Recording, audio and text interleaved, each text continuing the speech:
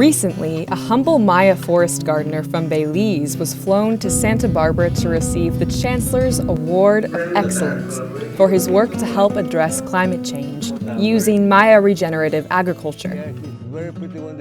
Narciso has much to teach us. They provide us with food, shelter, and medicine. Narciso Torres was accompanied by UCSB archaeologist Annabelle Ford. A foundation. She has spent 40 years unearthing Maya monuments at El Pilar in Belize and Guatemala. Through the study of these cultural treasures and working with local Maya forest gardeners like Narciso Torres, she became aware of ancient Maya agricultural practices that fed large populations for thousands of years. These methods were the forebearers of modern regenerative farming, which helps to reduce temperatures, keep harmful carbons from escaping to the atmosphere, conserve soil and water, and more. The Maya forest gardeners today practice managing for long term, and they're trying to minimize risk, not maximize profit. Now there is an urgent global need to gather, preserve, and propagate this knowledge. Dr. Annabelle Ford and filmmaker Larry Nimmer are working with citizen scientist Narciso Torres and other forest gardeners to share this information in a new film called The Last of the Maya Forest Gardeners. It is indigenous knowledge that is going to be the basis of climate solutions and food security solutions in the food system. Any remaining indigenous knowledge should be really honored as really sacred. We need more information and knowledge from the indigenous cultures. While in California, Narciso met and shared techniques with various farmers and gardeners. Today we're giving a tour to Master Forest Gardener Narciso, and it's been a pleasure to have him here at Apricot Lane. His understanding of the forest is second to none. Narciso just wandered all over asking questions. He had such an understanding of what we were doing here. I really appreciate his vast knowledge. He's like, he walks with knowledge. I think we have so much to learn from somebody like Narciso. The knowledge that has been passed down from generation to generation. He has the original knowledge. Permaculturists would want to learn more, as Anabel has been observing what they've been practicing for years. It's a much, much more sophisticated system than early researchers recognized. Annabelle's associate, Scott Feddick, has identified 497 plant species used by the Maya.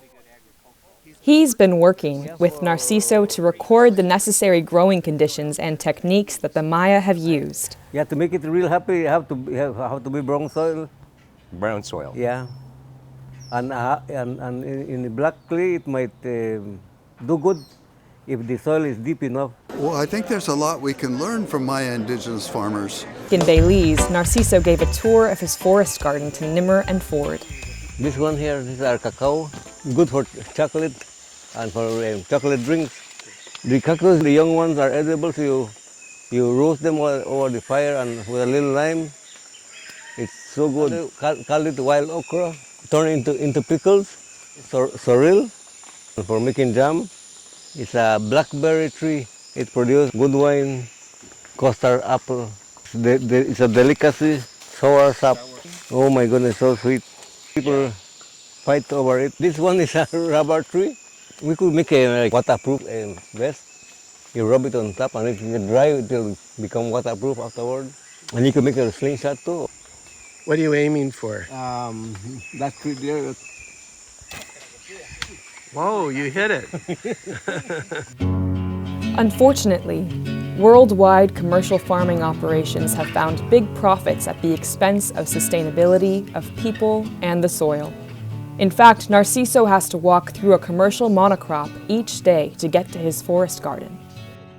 Look at regenerative systems compared to conventional, and there's just really no doubt about how we're going to be able to alleviate rising greenhouse gases, and it has to be the regenerative agriculture. Like-minded people like Narciso that are doing the most important work at the most critical time. The larger hedge funds and investment groups to them, this is just an investment opportunity. Like, they're not invested in long-term sustainability here because they're potentially just a short-term investment.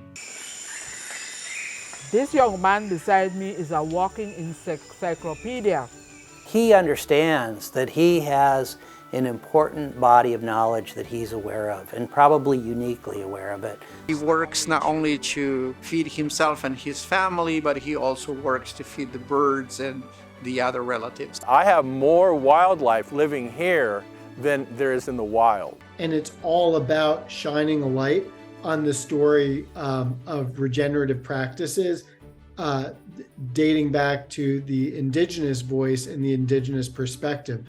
I think there's a big marketing opportunity behind regenerative ag where you could create demand for certain kinds of products. The knowledge and techniques of Maya indigenous farmers can be helpful to farmers around the world.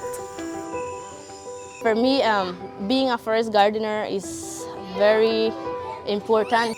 Their knowledge, however, may die out because of lack of practice, lack of understanding, and overwhelming industrial farms like the one next to Narciso. They're all growing older. In the last several years, maybe 5 of my greatest collaborators have died. And with every death, another, a part of that chain is crumbling. There's already an inclination with a lot of immigrant refugee farmers and communities of color to implement regenerative agricultural practices, but the issue is definitely access to land. Regenerative practices are increasing around the world. However, in less affluent countries like Belize, few of the next generation are becoming forest gardeners. Narciso Torres has 12 adult children, but none of them are following in his footsteps. Good morning, Narciso. Good morning, sir. Perhaps the greatest threat to agriculture today is the loss of traditional farmers and their intimate ecological knowledge, which carries increasing relevance in today's climate.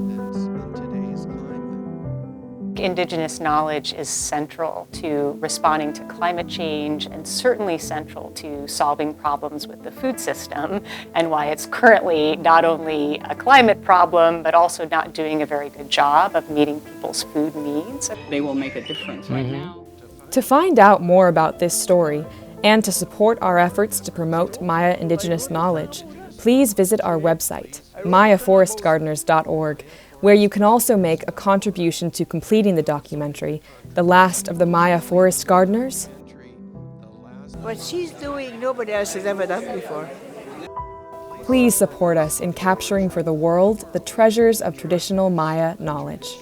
Thank you, Narciso, for your important lifetime work. Indigenous knowledge, it's damn near gone. Do something right now, later might be too late.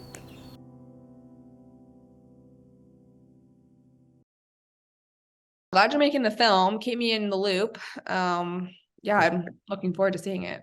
It's very good that people like Narciso and Alfonso are willing to share their knowledge of this, because I hate to say it, but it's disappearing. We'd love to help out in any way we can, Larry.